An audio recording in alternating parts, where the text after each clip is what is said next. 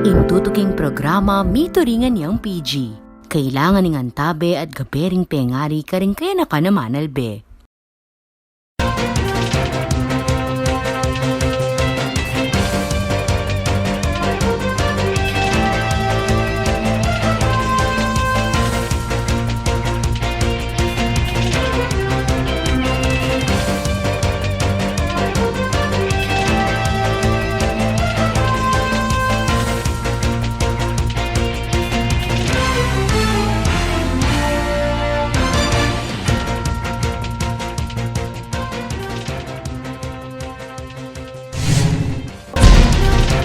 May oras ka balen. Kayan tabig mabilog a puwersa ning One Media TV 44 Pampanga, mabiyela rin makapanahon at lokal na istoryang dapat yung abalo, kapamilataning garantisado, kumpleto ang pambalansing informasyon. Ore ni pura yung balitang may kalap ngayon Miyerkules, November 15, 2023. Yaku po ibe ni Ginto at iti in News Force Pampanga. Ikwane ning Pampanga Giant Lanterns ing panyambot king MPBL 2023 North Division Finals kalaban ning San Juan Knights king masanting alaban king Game 2 inyang begi ning Martis November 14. Ay ning report.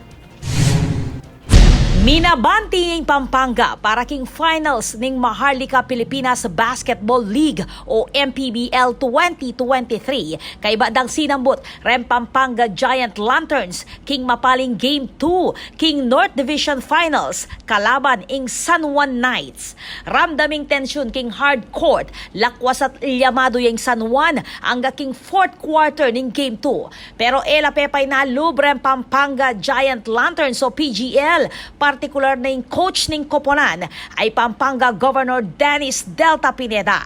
Migit 4 minutes bayo mayari ing fourth quarter, pinarehas ni ng kabalen player Encho Serrano ing score ng Pampanga king San Juan. Signature Pampanga that is. The ball is back with Encho. Serrano drives, Serrano scores. We're tied at 71. Palakpakan at golisakan lareng supporters ng PGL inyang magtay lareng puntos dareng adwang team. Lalo la pang megsayareng fans ng Pampanga inyang akwane ng PGL ing first lead king Pialong inyang ipalub ning Allen Liwag ing bola king oras sa 3 minutes. Can they finally get the lead? There Pick and roll. Allen Liwag for 2. Bistamat angat ng PGL king San Juan king punto sa 79-76 king mitataga na minuto ng game. Eya pa mo rin megpakampanti i Coach Gov. Guys, huwag kayong bababa kagad yung dodobol kay Balte. O sa may guys, magpakita ha. Pasa na kagad, tapos sa taano tayo. Baba kagad ha. Alive na alive la naman ren kabalen fans amanal beking Facebook Live ning MPBL makipagbardagulan pa king comments. Mayari ang masanting alaban ng Pampanga Giant Lanterns versus San Juan Knights king score 82-76. Encho Serrano, ing kinilalang player of the game, ameka 16 points. Emotional naman ni Coach Gov, inyang pasalamat ka rin players, king Sikan Lub at tetaga na pepakit dareti king Pialong. What a comeback. Sabi ko sa mga bata, huwag kayong give up, kakayanin natin to. Pag lumamang tayo, mag-go all the way to atin to. So, thank you Lord. Ang daming blessing. Grabe, hindi ko naisipin na makakabalik, pero wala. Ang dami ng malungkot. Pero still, hindi kami nag-give up. Yung blessing ni God binigay pa rin sa amin. Kaya ito, para sa mga Kapampangan. Namnaman da pa kanuran PGL ing panyambot bayo sumabak king preparasyon para king national finals ning MPBL 2023 aganapan king Branzigiao Convention Center. Ako po, Patricia Mamangon para king News Force, Pampanga. Balitang tuto, king Balen, susuyo. Ing SK Chairperson ibat king Barangay del Pilar, Ciudad San Fernando, ing bigsilbing tubod dareng kay nakan king sangguniang panglusod kay bat ng sinambot bilang SK Federation President. Ay ni report ng Patricia Mamangon.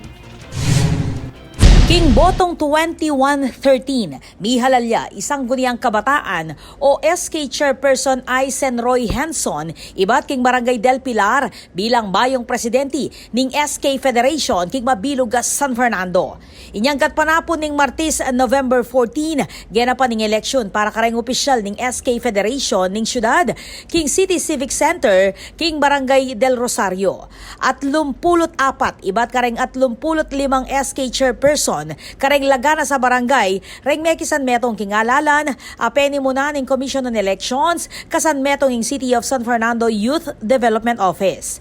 Sinambutay SK Chairman Aisen Roy Henson kalaban SK Chairperson Christian John Gampoy iba't king Barangay Sindalan. Rete naman reng aliwa pang mihalala opisyal ning federasyon. 18 anyos siya SK Aisen Roy Henson at salukuyang magaral king Ateneo de Manila University king kursong AB Communications. Mayari ang high school Henson king Special Science Class ning Pampanga High School o PHS. Henson ing mitatag king non-government organization na Batang Del Pilar nung nuka rin pasik na nga ning pamisasan metong dareng kayanakan king mesabing barangay. Magsilbi Henson bilang ex-officio member ning Sangguniang Panlungsod antimong tubod dareng kayanakang Fernandino. Ay sanda po yung maging federasyon damo po at tabayanan de at ala pong malako na barangay at saka nung nano pong buring isulong dareng miyaliwaliwang barangay apit ko yung isulong tamo. As a member of the Sangguniang Panlungsod, in committee ko po, I am gonna be very focused on youth and sports development. Apit ko yung obra na rin presidente ng federation. Pasalamat naman ni Henson king aktibong pamakyaduangan dareng kayanakan inyang milabas sa alalan. Pasalamat ko po kareng active participation taking milabas sa barangay and SK elections kasi panikuanan na po talaga ng national government maging active in youth in role taking nation building. So SK Aisen Roy, ing anak ng dating City Councilor Dane Henson at panganeng apo ng dating 3rd District Board Member Rosby Henson. Ako po, Patricia Mamangon para King News Force, Pampanga. Balitang tutuking balen, susuyo. Pamibuklod at pabisan metong kareng kaynakan ing peka kulait kareng bayong opisyal ning Sangguniang Kabataan king Candaba kayaglaning oath-taking ceremony ay ni-report ng Patricia Mamangon. Formal na lang sinumpaking katungkulan rembayong halala opisyal ng Sangguniang Kabataan o SK king Balen ning Candaba inyang November 13. Governor Dennis Delta Pineda ing manimuna king oath-taking rights da rin kaya nakang public servants kaya king St. Andrew's Parish Church. Pasalamatan na lang ni Gobernador reng SK officials uling tinggap da ing responsibilidad at obligasyon ang magserbisyo kareng kaparang anap. Inasag na nomang Mayor Rene Maglangke, rembayong opisyal kareng barangay na makiadwangan kareng kayanakan, partikular na kareng akasabalan keng posisyon inyang eleksyon. Dapat lakanong manimuna reng kayanakan, bang isulong yung pamibuklod kareng sasakupan, bang makapamye mas kalidada serbisyo publiko. Tinagon mo naman king oath-taking ceremony ni na board members Paul Balingit at Nelson Calara, i-Provincial Disaster Risk Reduction and Management Officer Angie Blanco, Vice Mayor Resty Sibog at ring miyembro ng Sangguniang Bayan ng Candaba. Ako po, Patricia Mamangon para King News Force, Pampanga. Balitang tutuking balen, susuyo. Atin po mga paling balita kayong pamagbalik ng News Force, Pampanga.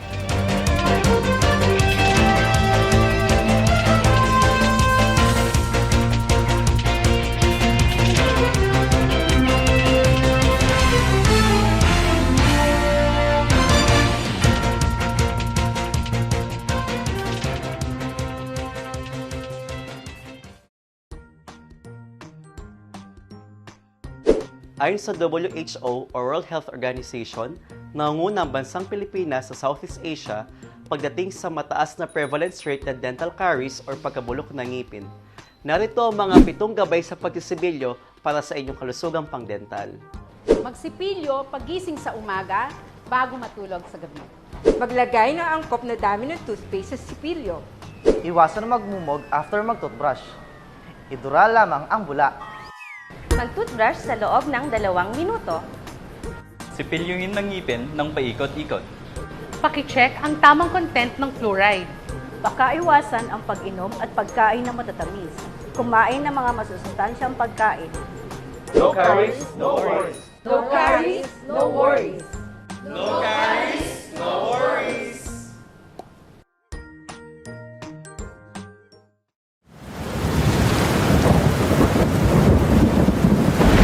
Kabalen ngening mamanuran, kailangan tamong pane makasadya. O reti rin kailangan tamo ngening kauran. Isadya lareng emergency light. Mas masanting nung atin tamong emergency light a fully charged. Bang atin tamong agamit a sulu nung sakaling matda ing kuryente. Isadya naman ing debateryang radyo. Maulagang atin tamong transistor radio a debaterya. Bang manatili tamong ating impormasyon, iba't kareng Miki Upaya. King makanining paralan, paneta mong updated at ligtas king posibleng peligro. I-save ya naman ning hotline number ning Spelapco, king numerong 045-961-2727.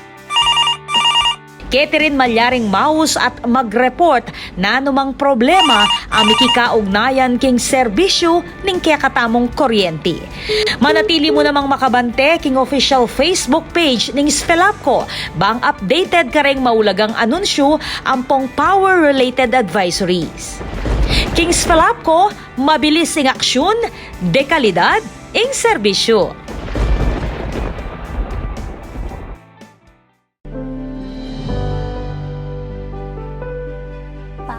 Malapit na po ba tayo? Malapit na tayo, nak. Magagawa po ba yung gusto kong kwarto?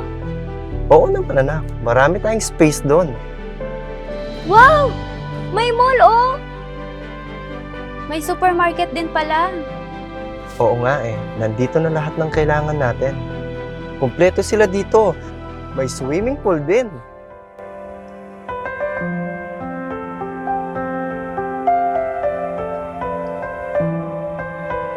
Daddy, I'm proud of you. Hindi ko rin naman ito magagawa mag-isa eh. We're home na pala!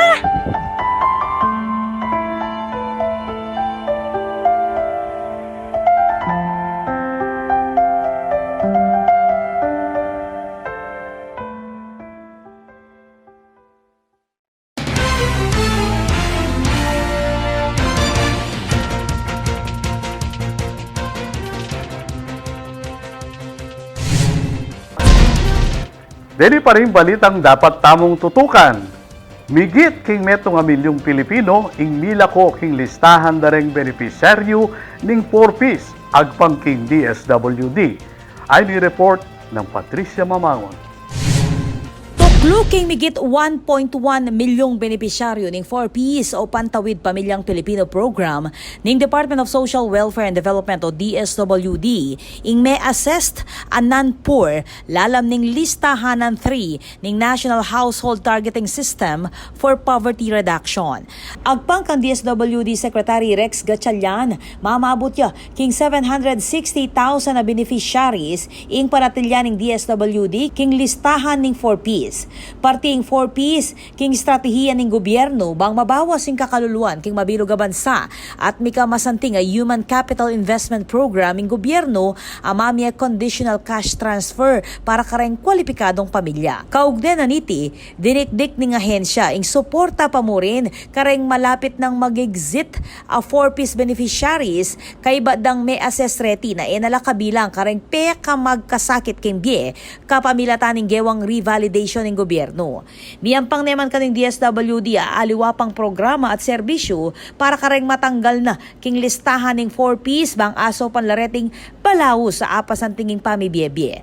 Kabilang kareng programa ng DSWD amalyaridang pakinabangnan reng mila kong 4Ps beneficiaries ing SLP o Sustainable Livelihood Program at ing AICS o ing Assistance to Individuals in Crisis Situation. I-endorso na lakano ning DSWD Dili reng matanggal a benepisyaryo ning 4Ps kareng-karelang local government units.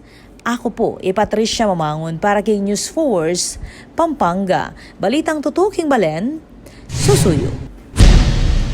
Oreni pa po rin anunsyo ng Aldo.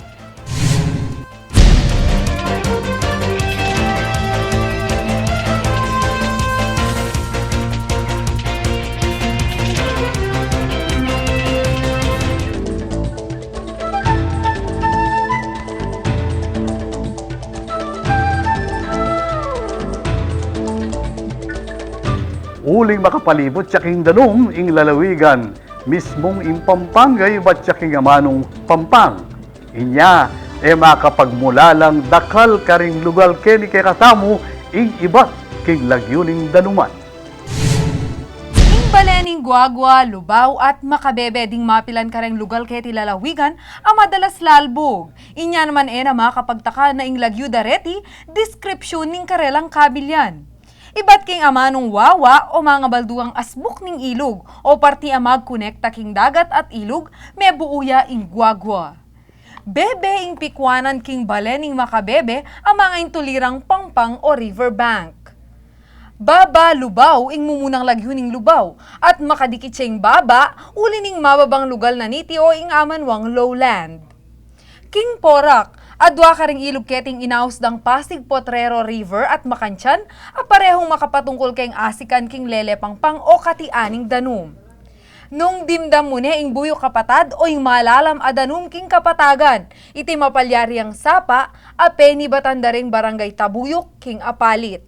Dakal mo rin kareng baryo ingating lagyong tabon, adam naman ing kaulugan. Nakamagtaka kanyan kabalen nung bakit Makabebe, Lubao o Guagua ing lagyo king kikatamong balen, uling malino mong akit iti king lokasyon ning kayang lugal.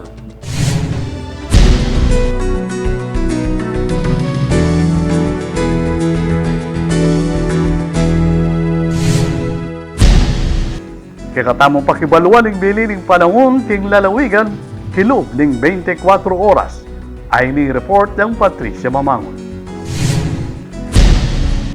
Low Pressure Area o LPA nemo ing babante na Tropical Depression kilwal ng Philippine Area of Responsibility ning DOST Pag-asa. Kanyan man, posible pa mo ring magre-develop o maginyang pasibayong bagyo karen daratang ayaldo.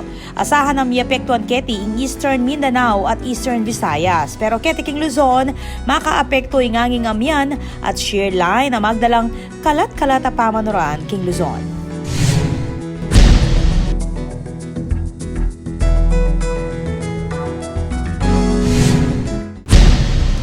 Kabalen maging parti kaking pamagbalita ketiking News Force Pampanga na anumang kaganapan isyo reklamo king kayong lugar.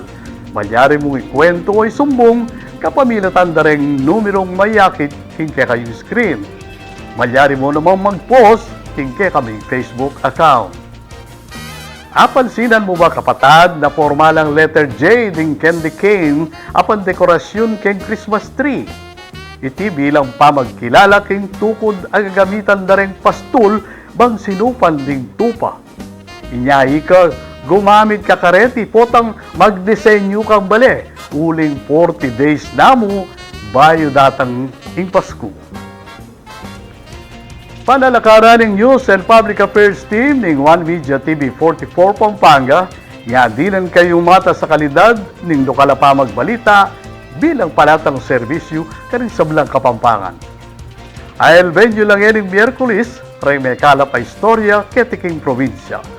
Yako po Benny Ginto at iti in News Force Pampanga. Balitang tutu, Kimbalen, susuyo.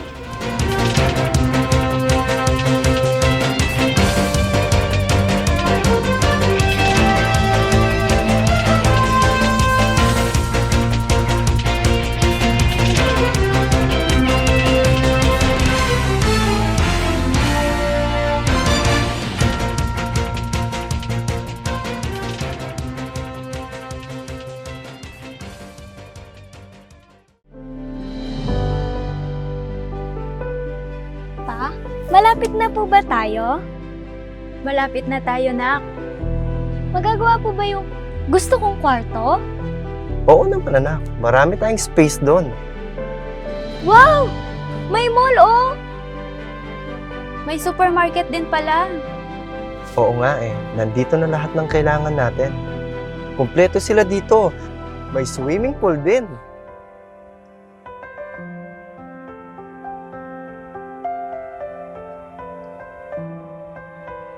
Daddy, I'm proud of you.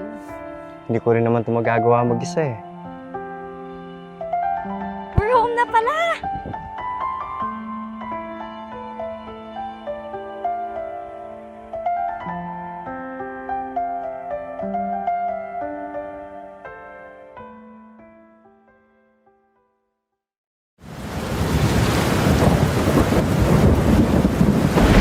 Kabalen ngening mamanuran, kailangan tamong pane makasadya.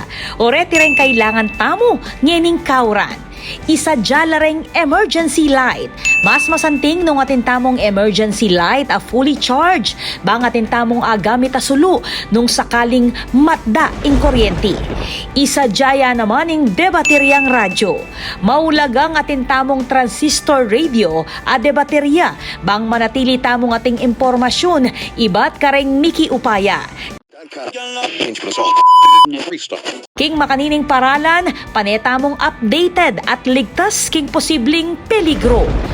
I-save ya naman ning hotline number ning Spelapco, king numerong 045-961-2727.